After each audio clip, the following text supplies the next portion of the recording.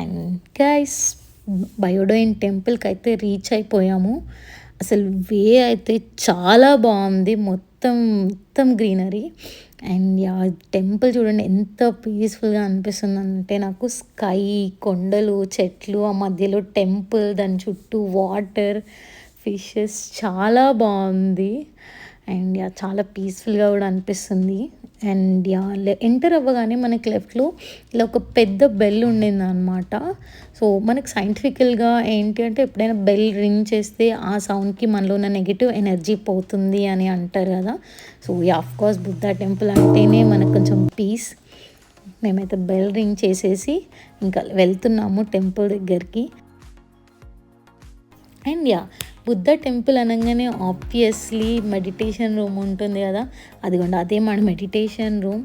So మేము అక్కడికే వెళ్తున్నాం. అండ్ మా మెడిటేషన్ రూమ్ పక్కనే ఇలా ఒక చిన్ని వాటర్ ఫాల్ ఉంది. ఇట్లా ఒక బుద్ధ స్టాట్యూ, అందులో కూడా ఇట్లా కొన్ని ఫిషెస్ అలా బాగున్నాయండి. ఇది టెంపుల్ లోపల అన్నమాట.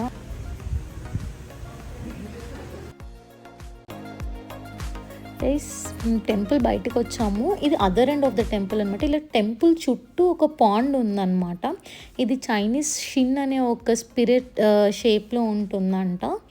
సో ఇక్కడ వీళ్ళ ట్రస్ట్ ఏంటంటే, ఈ పాండ్లో ఉండే ఫిషెస్ అన్నీ మోర్ దెన్ 100 years ఉంటాయి అని వీళ్ళ నమ్మకం. అండ్ యా, ఈ ప్లేస్ కూడా